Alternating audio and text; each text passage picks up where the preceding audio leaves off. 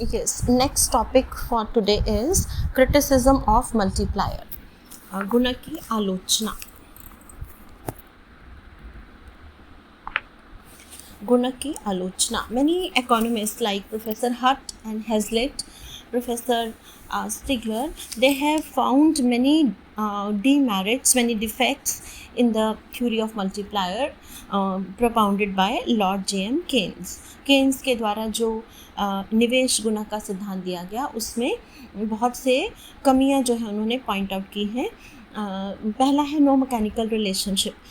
इतना तकनीकी संबंध नहीं किसमें, इन्वेस्टमेंट में और इनकम में. जैसा कि केन्स ने कहा कि whenever investment increases income will increase multiplier times. जितना मान लीजिए 2 है तो डबल हो जाएगा इनकम इन्वेस्टमेंट बढ़ाने से. लेकिन क्रिटिक्स क्या कहते हैं कि इनकम और इन्वेस्टमेंट का रिलेशनशिप इतना सिंपल नहीं होता, इतना मैकेनिकल नहीं होता. वाई? क्योंकि इन्वेस्टमेंट बढ़ाने से डायरेक्टली ही इनकम नहीं बढ़ती. देयर इज़ टाइम गैप्स, समय का अंतर है, टाइम लैग है जैसे. देन MPC की वैल्यू चेंज होती रहती है. Then there are number of other variables. जब इन्वेस्टमेंट बढ़ती है तो कंजम्पशन चेंज होगा, डिमांड चेंज होगी, और जो इन्वेस्टमेंट हुई है उसका जेस्टेशन पीरियड होगा, कारखाना लगने में कितना समय लगा, फिर कंज्यूमर्स ने कितनी देर में खर्च किया. तो नंबर ऑफ़ वेरिएबल्स, इसके अलावा पेसिमिज्म, ऑप्टिमिज्म, ये फैक्टर्स हैं जो कि इनकम और इन्वेस्टमेंट के रिलेशनशिप को इतना सिंपल नहीं रहने देते. Second point is equality between saving and investment. Critics क्या कहते हैं? द केन्स ने अपने ही व्यूज़ को कॉन्ट्राडिक्ट किया है कि एक तरफ तो वो कहते हैं कि इन एक्स पोस्ट सेविंग्स और एक्स पोस्ट इन्वेस्टमेंट बराबर है. ये हमने पिछले चैप्टर में किया था. X post savings equals x post investment. जो वास्तविक बचत और निवेश है वो बराबर होंगे. और मल्टीप्लायर में वो कहते हैं कि जो सेविंग्स है वो होल्ड हो जाती है जिसकी वजह से इनकम गैप आ जाता है, इन्वेस्टमेंट गैप आ जाता है और एग्रीगेट डिमांड कम हो जाती है. तो अपने ही व्यू को वो कॉन्ट्राडिक्ट करते हैं. Third point is multiplier is merely tautological. गुणक की धारणा केवल समानार्थक है. टोटोलॉजी मीन्स, समानार्थक means it is a very simple truth. ये साधारण सत्य है. प्रोफेसर हेबरलर और हेंसन कहते हैं दैट मल्टीप्लायर इज़ टोटोलॉजिकल कंसेप्ट. इतना सिंपल है, अंडरस्टूड है, कॉमन सेंस की बात है कि जब भी निवेश बढ़ेगा तो सूनर और लेटर इनकम बढ़ेगी ही. तो मल्टीप्लायर थ्योरी में कुछ नहीं, ऐसा नया नहीं कहा गया. Next point number 5 is effect of acceleration is ignored.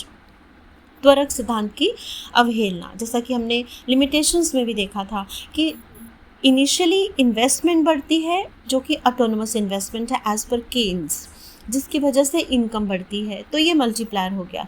लेकिन जो इनकम बढ़ती है that leads to increase in induced investment. उस जो आय बढ़ी है जो उसकी वजह से प्रेरित निवेश बढ़ता है जिसको कि एक्सेलरेशन थ्योरी कहा गया है, त्वरक सिद्धांत कहा गया है.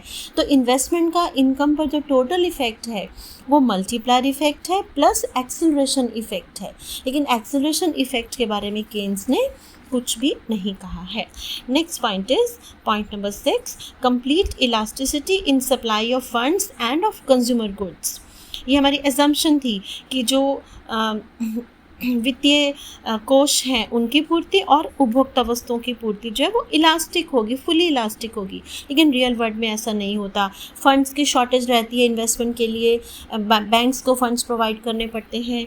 और दूसरा जो गुड्स हैं ज़रूरी नहीं है कि हर जगह वो उनकी सप्लाई इलास्टिक हो. केन्स ने अपनी और किसी ना किसी थ्योरी में अपनी इस अजम्पशन को खुद ही कॉन्ट्राडिक्ट किया है, खंडन किया है. Point number 7 next is unnecessary importance to deficit financing. घाटे की वित्त व्यवस्था को अनावश्यक महत्व. प्रोफेसर हट, HUTT हट क्या कहते हैं कि इन्वेस्टमेंट को बढ़ाने के लिए गवर्नमेंट को भी तो फंड्स चाहिए. वो फंड्स कहाँ से आएंगे? तो केन्स ने कहा कि okay, government can go for deficit financing, कि सरकार जो है वो घाटे की वित्त व्यवस्था कर सकती है. अब डेफिसिट फाइनेंसिंग क्या है? Let us understand. Deficit financing means when government borrows from the central bank of a country and central bank advances loans to the government by printing new notes against the securities like in India against security of treasury bills. तो सरकार जो है अपने budget के घाटे को पूरा करने के लिए या निवेश को बढ़ाने के लिए सेंट्रल बैंक से उधार लेती है, यानी कि reserve bank of India like जैसे फॉर एग्जांपल। तो उस सेंट्रल बैंक जो है वो ट्रेजरी बिल्स के या किसी भी सिक्योरिटी के अगेंस्ट गवर्नमेंट को लोन देता है। और कैसे देता है? नए नोट छापता है हर बार। अब जो नए नोट का छपना है that increases the money supply suddenly, उससे क्या होता है? मुद्रा की पूर्ति बढ़ जाती है, जिससे प्राइसेस बढ़ने का खतरा बना रहता है। तो deficit financing is highly inflationary. इसलिए क्रिटिक्स क्या कहते हैं कि केन्स ने अननेसेसरली डेफिसिट फाइनेंसिंग को अत्यधिक महत्व दे दिया, उसका जो खतरा है डेफिसिट फाइनेंसिंग का उसको हाईलाइट नहीं किया।